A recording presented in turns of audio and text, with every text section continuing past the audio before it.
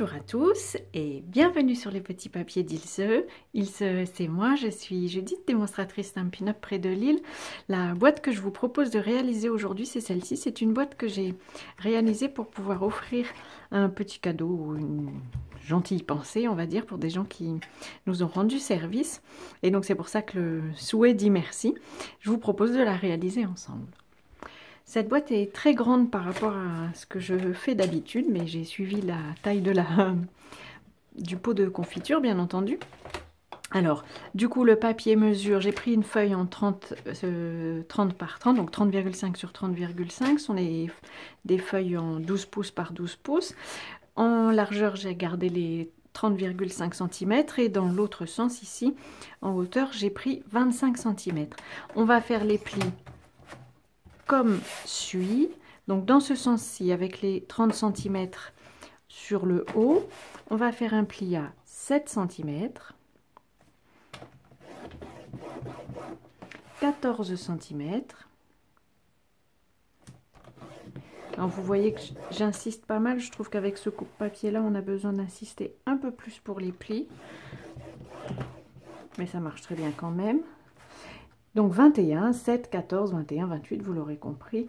On fait une boîte de 7 cm de côté. Et puis, dans l'autre sens, je vérifie mes notes. Je fais un pli à 7 cm. Ça, ce sera pour le dessous. Puis 17 cm.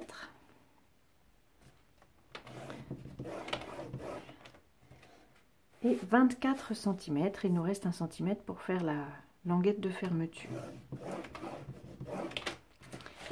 Je garde le coupe-papier parce qu'il va encore me servir un peu. Je vais faire les plis pour bien les renforcer et mieux voir les plis que je vais ensuite découper.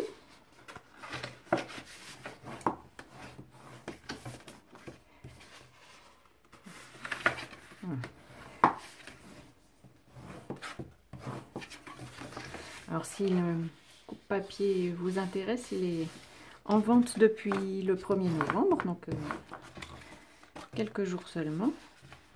Et à vrai dire, je l'aime beaucoup. Il faut juste encore que je prenne l'habitude de ces plis, mais ça n'est pas bien compliqué. La découpe est classique. Nous allons, comme toujours, enlever cette languette-ci, donc la plus petite. Ici, nous avons le bas et le haut, qu'on reconnaît avec la languette qui est ici sur le dessus. Je coupe sur le bord de cette languette-ci en biais. Et je fais la même chose ici, pour ne garder que cette partie-ci qui va nous servir à coller la boîte. Là, je reprends le dessous, je vais couper toutes les hauteurs, on va dire.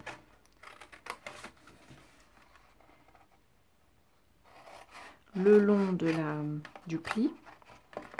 Ici, comme c'est le dessous, je tente le coup de ne pas enlever l'épaisseur de la boîte parce que la boîte est assez grande et que je me dis que peut-être on aura assez de jeu.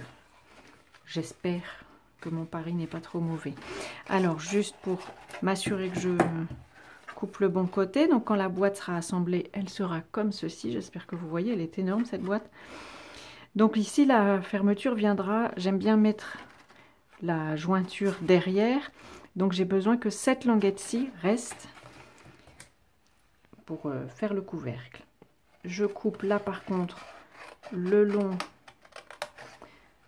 du pli mais vers l'intérieur et de l'autre côté je coupe à nouveau pour enlever l'épaisseur du pli parce que ça va faire le système de fermeture intérieure.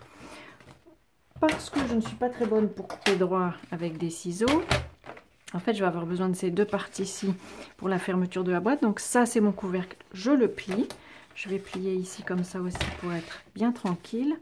Et je vais enlever, on va dire que je vais me laisser 4 cm de languette. Donc vous voyez, je mets ce pli là à 4 cm à peu près. et je vais pouvoir couper toutes ces parties-ci. Ça me permet d'avoir une coupure droite et nette.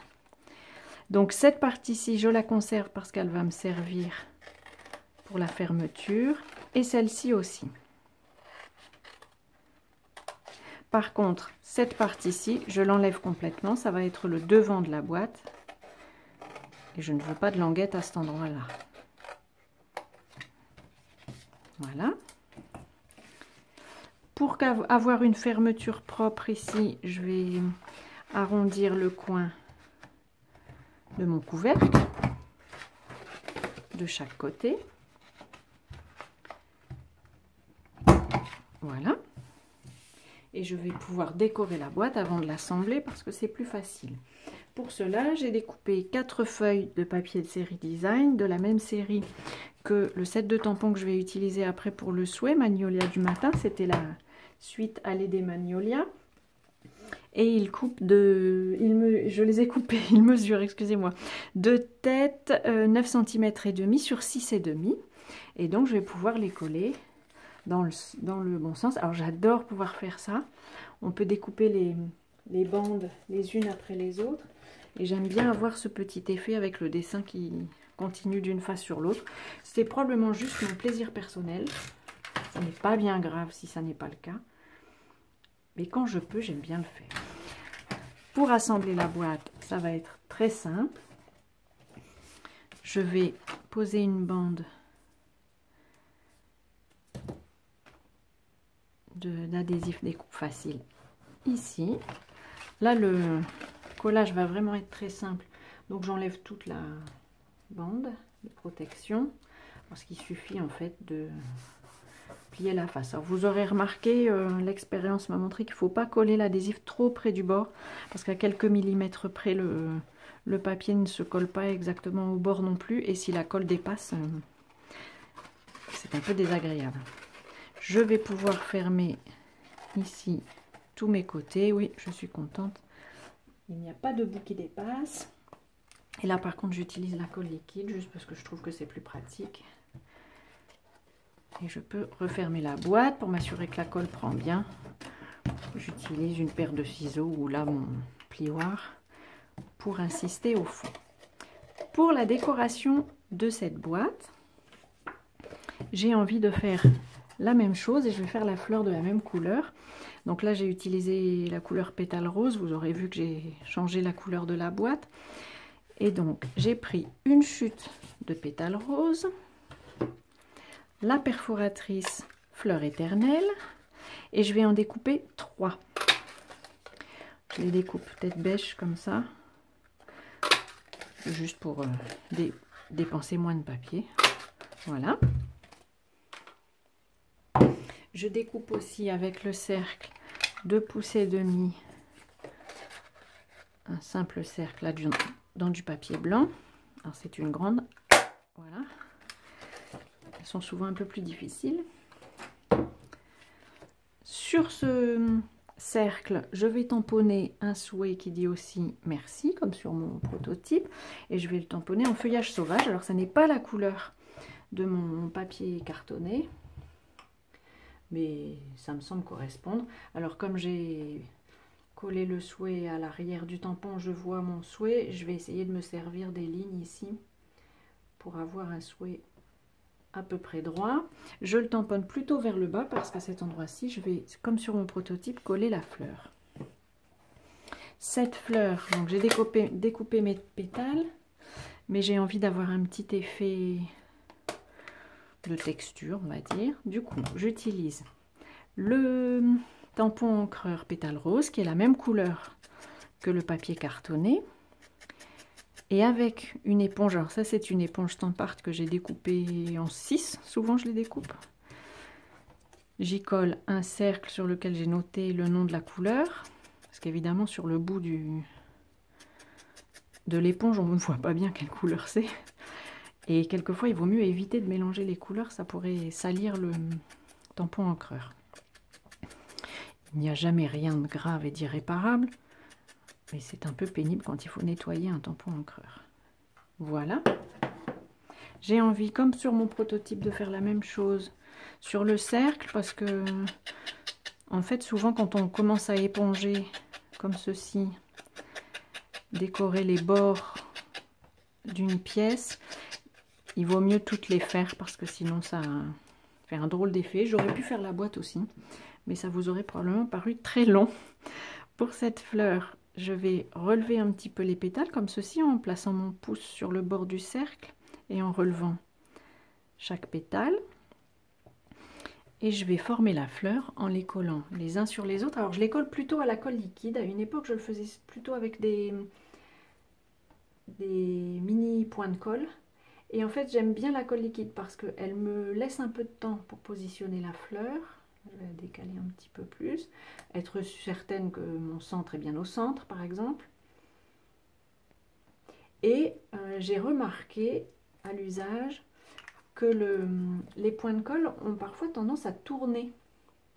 Alors la plupart du temps ça ne se voit pas, mais sur une fleur comme celle-ci avec les pétales, si ça tourne, eh ben, on finit par avoir les pétales les uns sur les autres. Or ça n'est pas l'effet que je cherche. Voilà, là ma fleur est faite. J'ai envie de la coller avec un Stampin' Dimension pour qu'elle soit un peu en hauteur. La colle n'a pas fini de prendre, je vais essayer de faire attention et de ne pas faire bouger mes pétales. Je colle ma fleur ici sur mon cercle, et le cercle par contre je vais le coller directement sur la boîte avec la colle liquide. Voilà. Et voilà. Pour bien la faire prendre, je vais rouvrir le couvercle. Et voilà. La copine, cette fois-ci, ça n'est pas une jumelle. Alors vous aurez vu, forcément, le pot de confiture est un peu lourd, donc je préfère attraper la boîte par en dessous. Voilà, ce sont mes deux boîtes pour remercier des amis qui nous ont rendu service. J'espère que ces boîtes vous auront donné des envies. Je vous mettrai comme toujours les dimensions sur le blog si vous avez envie de le refaire. Et si vous voulez une adaptation pour une autre taille, n'hésitez pas à demander. Je vous calcule ça avec plaisir. Voilà, je vous souhaite de passer de belles journées créatives avant notre prochaine rencontre. Et je vous dis à très bientôt.